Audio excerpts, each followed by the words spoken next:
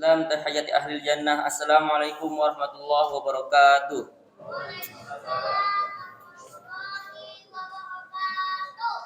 Alhamdulillahilladzi hadana li hadza wa ma kunna linahtadiya laula an hadanallah. Allahumma sholli ala sayidina Muhammad. Salawat serta salam tak lupa kita curahkan kepada sang sari tauladan akhir zaman yang telah membawa kita dari zaman yang penuh dengan kemaksiatan hingga zaman yang penuh dengan kebaikan. Hadirin jamaah salat tarawih yang dimuliakan Allah Subhanahu wa taala. Saya atas nama panitia Ramadan Masjid Al-Muhajirin pada malam hari ini, Senin, tanggal 24 Ramadan 1443 Hijriah dan bertepatan tanggal 25 bulan April 2022 Masehi akan menyampaikan laporan dan pengumuman. Yang pertama, yang bertindak sebagai penceramah yaitu Al-Ustadz Henda Yusamta ST. Imam Tarawih Ustadz Hari Pawarto, pembaca salawat Ustadz Ahmad Basri. Yang kedua, laporan keuangan kegiatan Ramadan 1443 Hijriah sebagai berikut. Penerimaan sampai dengan tanggal 23 April 2022 sebesar Rp40.761.000. Penerimaan pada tanggal 24 April 2022 terdiri dari tromol Rp1.020.000, infak dan sedekah Rp1.650.000, yatim piatu Rp200.000, renovasi Rp250.000. Total penerimaan sebesar Rp3.120.000. Total penerimaan sampai dengan saat ini sebesar Rp43.881.000. Yang ketiga, dan alhamdulillah pada malam hari ini panitia telah menerima infak, sedekah dan amal jariah. Untuk itu, marilah sama-sama kita bacakan Ummul Quran suratul Fatihah. Semoga segala yang diniatkan oleh para donatur dikabulkan oleh Allah Subhanahu wa taala. Demikian yang dapat kami sampaikan, lebih dan kurangnya kami mohon maaf. Wa afwa minkum wa billahi taufiq wal hidayah. Wassalamualaikum warahmatullahi wabarakatuh. Kepada Bapak Al-Ustadz Henda Yusamta ST, dengan materi zakat dan kemakmuran masjid, fal yatafadhol mashkurun. Bismillahirrahmanirrahim. Assalamualaikum warahmatullahi wabarakatuh.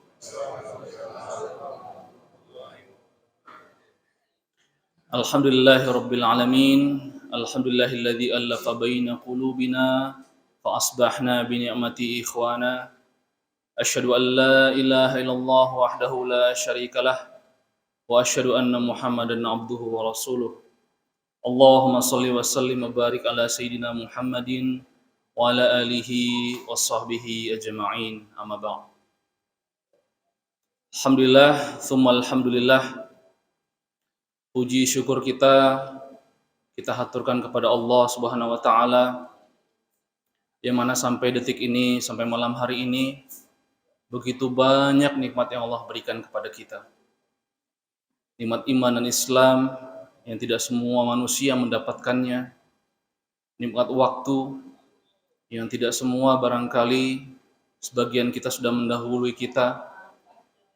Terlebih lagi Masya Allah, nikmat kita bisa menghirup udara Ramadan. Yang alhamdulillah malam hari ini kita memasuki malam yang ke-24 insyaallah. Sudah 23 hari kita menuntaskan amaliyah Ramadan kita, berlapar-lapar di siang hari, tegak, letih, kita mungkin tarawih, infonya 23 rakaat ya Pak di sini Pak ya. Berletih-letih kita qiyam ya. Semoga seluruh amal ibadah kita termasuk ke dalam man shoma ramadhana imanan wa ihtisaban ghufira lahu ma taqaddama min dhanbi. Juga man qama ramadhana, saum dan qiyam. Dua paket amaliyah rutin Ramadan kita. Puasa siang hari dan malam hari kita berdiri qiyamul lail menghadap Allah Subhanahu wa taala. Semoga menghapus seluruh dosa-dosa kita selama ini, sejak kita lahir, sejak kita kecil, Allah ampuni. Amin ya rabbal alamin. Bapak Ibu jemaah tarawih yang dirahmati Allah SWT, saya dapat amanah dari pengurus untuk menyampaikan sedikit tentang zakat dan kemakmuran masjid. Pertama saya buka dulu dengan surah At-Taubah ayat 18. A'udzu billahi minasyaitonir rajim. Bismillahirrahmanirrahim. Innama ya'muru masajidallah man amana billahi wal yawmil akhir wa aqamas shalah wa ataz zakah wa lam yakhsha illallah. Ulaika ayyakun wa lam yakhsha illallah fa'asa ulaika ayyakunu minal muhtadin. Shadaqallahul azim. Bapak Ibu sekalian yang dirahmati Allah, sejak TK mungkin barangkali atau SD kita mungkin barangkali materi pertama yang kita dapatkan adalah rukun Islam dan rukun iman. Rukun Islam ada 5, rukun iman ada 6. Rukun Islam, arkanul Islam, hadisnya kalau kita baca di hadis Arba'in, itu di hadis yang kedua kalau tidak salah, itu menggambarkan ada rukun Islam, rukun iman, dan ihsan. Rukun Islam kita sama-sama tahu yang pertama syahadat, salat, saum, zakat, dan naik haji. Yang kalau salah satu kita tidak melaksanakannya, kita tidak melaksanakan rukun Islam. Kita melepaskan simpul-simpul syariat agama kita.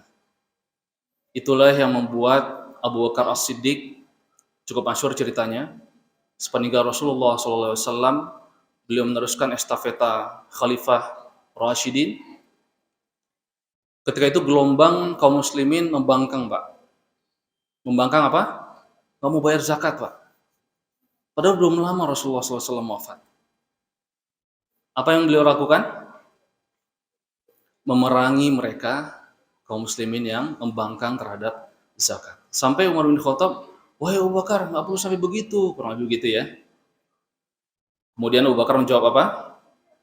Wahai Umar, kalaulah di masa saya saja, satu simpul syariat Allah sudah lepas.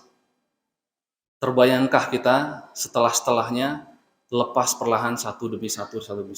Masya Allah. Iya kan Pak ya? 5 lepas satu nih zaman Abu Bakar. Itu baru di periode kedua Khalifatul Rashidin setelah Rasulullah SAW. Ya, masih ada para sahabat-sahabat, ya masih ada para pejuang-pejuang pembela Rasulullah SAW. Masya Allah.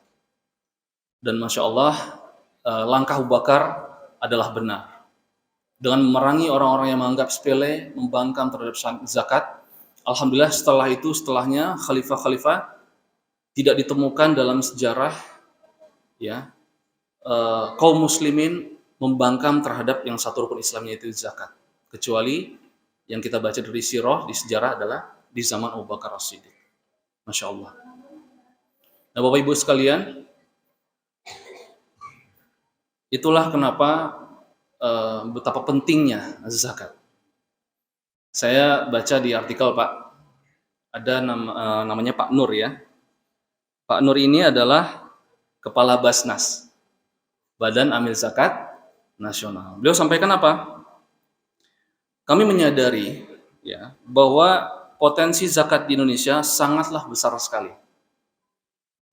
Catatan kami ada potensinya sebesar 327 apa? Triliun. Bukan miliar, Pak. 327 triliun. Nolnya berapa tuh, Pak? Banyak sekali, Pak. APBN kita berapa sekarang, Pak? Kalau salah 4 ribuan ya, Pak ya? 4 ribuan. Saya hitung-hitung tadi kurang lebih persentase 12-13%, Pak. Dari total APBN kita. Potensi, Pak. Tapi apa yang terjadi? Namun pada tahun 2022 ini, beliau mengatakan pihaknya baru bisa menargetkan sementara pengumpulan targetnya nih di 2022 hanya 26 triliun. Masya Allah. Jauh ya Pak ya selisihnya ya. Targetnya itu Pak. 2022. Potensinya berapa? 327 triliun. Masya Allah. Seperlapan ya Pak ya? Lebih seperlapannya Pak. Itu target itu 26 triliun. Tahun 2022, tahun ini. Semakin dari tahun, saya lihat data-data sebelumnya, semakin tahun semakin meningkat Pak. Masya Allah. Nah, kalau boleh sedikit kita rinci ya Pak, 327 triliun itu apa aja? Zakat perusahaan senilai 144 triliun. Zakat penghasilan 139 triliun. Zakat tabungan dan deposito sebesar 58 triliun.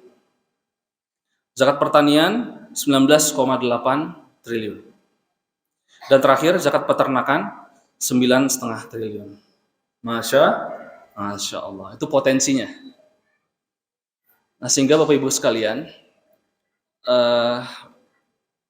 ini sudah cukup membuka mata kita. Betapa indahnya bunyanul Islam, bangunan Islam, Pak. Islam itu ada 3 bagian, Pak. Ada pondasi, ada batang. Kalau pondasi itu bangunan ya. Kalau kita asumsi pohon, ada akar, ada batangnya, dan ada ranting-ranting cabangnya yang menghasilkan buah-buahan.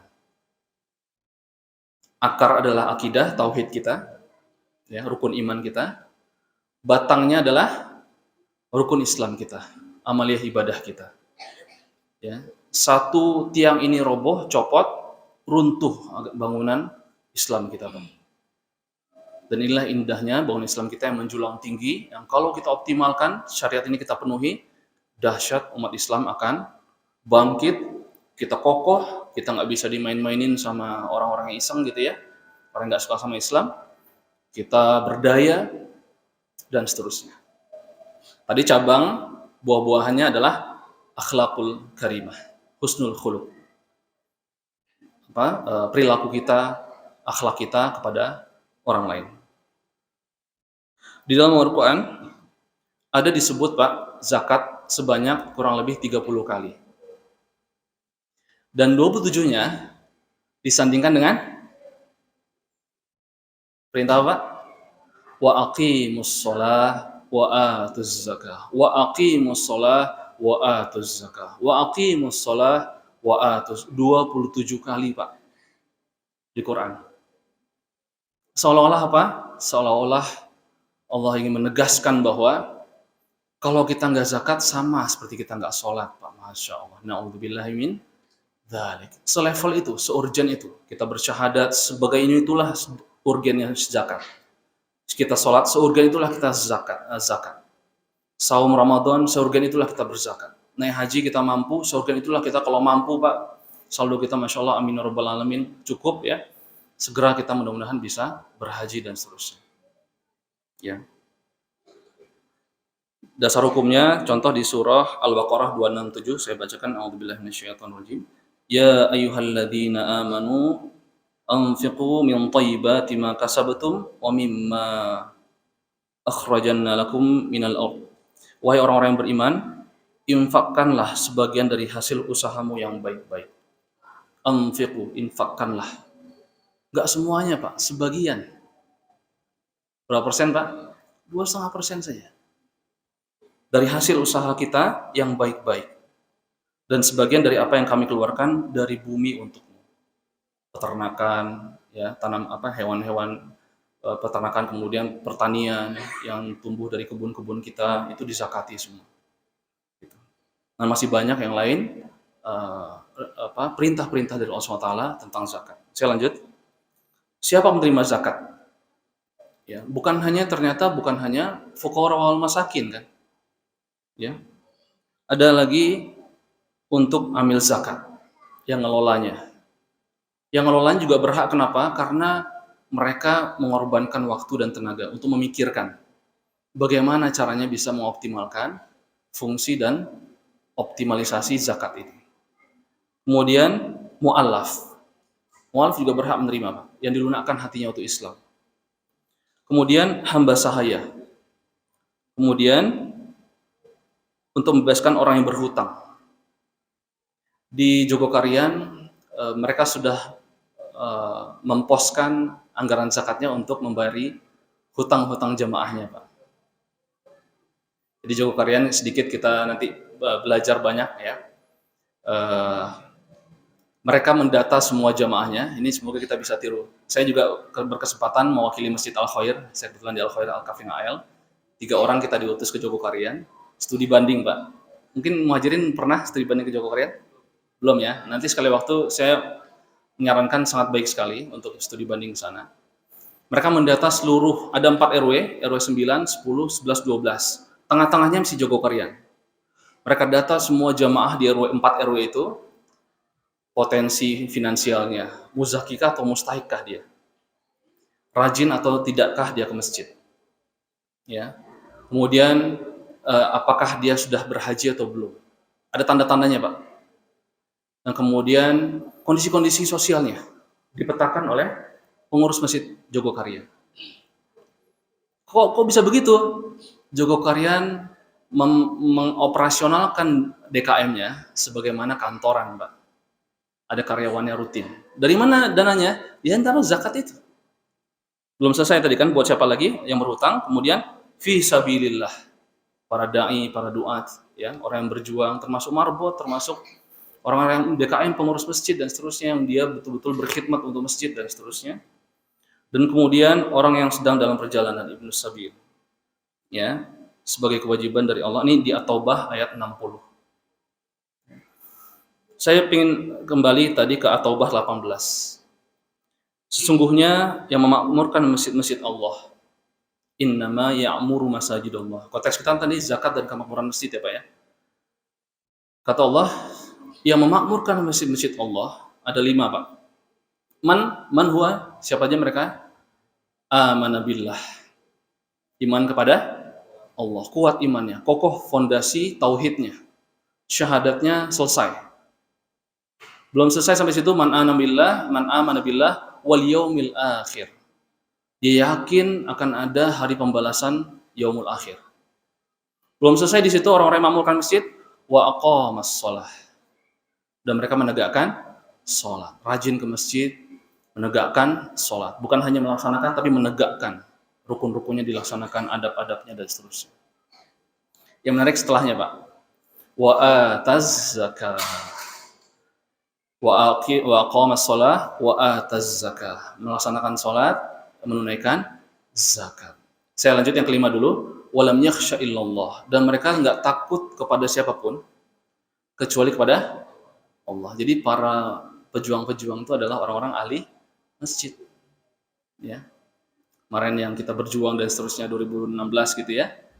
Coba kita lihat dari yang hadir di Monas ketika itu ya. Insya Allah rata-rata mereka adalah ahlul masjid.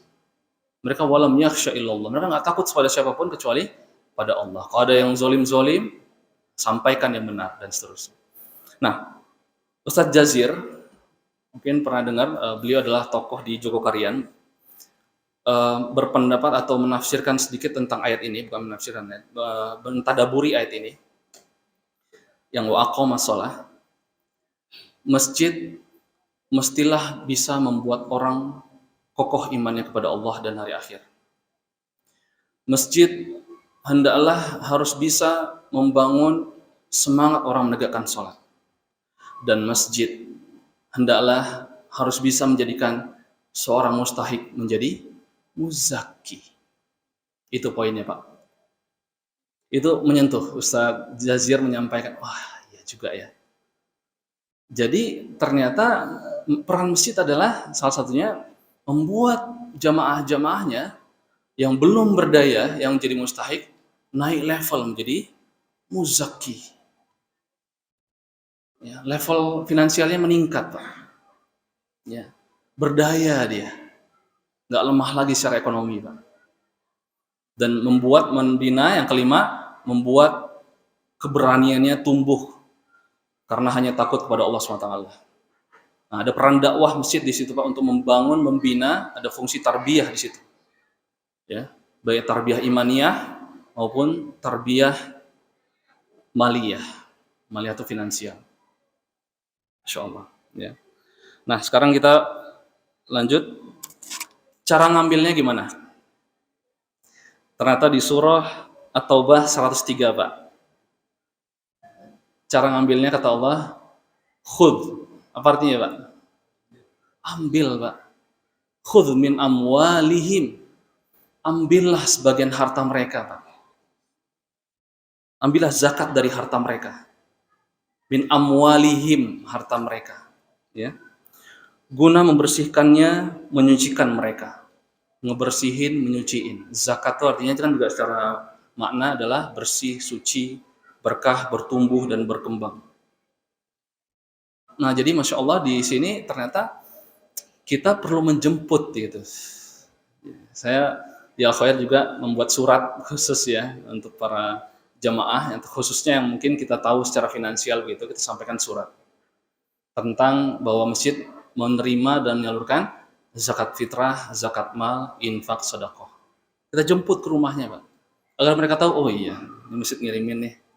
Saya berarti harus mengeluarkan bagian saya 2,5% dan seterusnya. Apa tujuan beribadah dalam zakat? Yang pertama, untuk menyucikan diri dari sifat tercela, muzaki. Ya, tentunya untuk tazkiyatun nafs, bahwa semua dari Allah. Harta yang kita terima adalah semuanya milik Allah.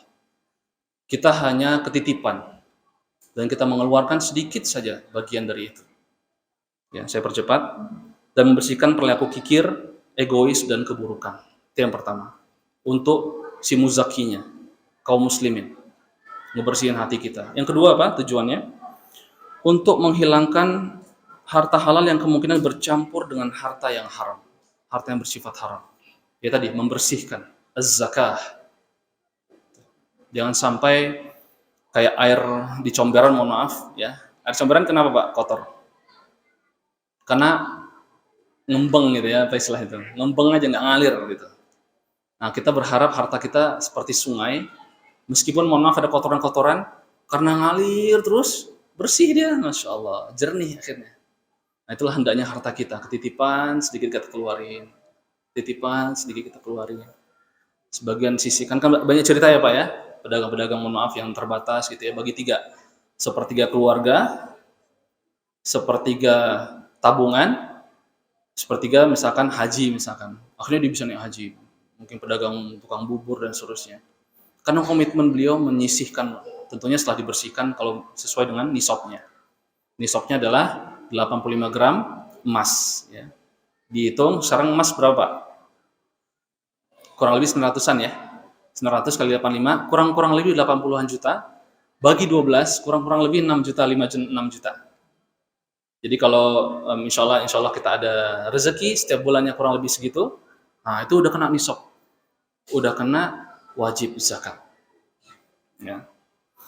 Yang ketiga tujuannya untuk meniadakan perputaran harta pada segolongan orang yang mampu. Nah inilah indahnya Islam Pak. Kita tahu mungkin ada namanya kapitalis ya Pak ya. Kapitalis itu gimana? Si yang kaya-kaya ini makin kaya nggak? Makin kaya, triliuner gitu ya. Yang miskin di mana? Makin miskin. Itu kapitalis, Pak. Itu di negara kapitalis. Negara Islam bagaimana? Dibagi, diratakan, Pak. Dari yang kaya ini diturunkan ke bawah sebagian. Nggak banyak, 2,5%. Tapi tadi kita lihat potensinya kan sangat besar sekali, 327 triliun dalam setahun. Itulah indahnya Islam. Sampai kita tahu di Khalifah Umar bin Abdul Aziz, nggak ada mustahik. Dicari, wahai Khalifah, ini nggak ada lagi nih. Gitu ya. Jadi nggak ada yang bisa terima, nggak ada yang fakir miskin lagi gitu. Semuanya sudah muzaki. Karena itu, peran zakat, dia menurunkan ke bawah, memberdayakan yang tidak mampu. Yang keempat tujuannya untuk mensejahterakan dan mengembangkan kualitas hidup umat. Nah, poin yang keempat ini saya sedikit coba jabarkan. Ya.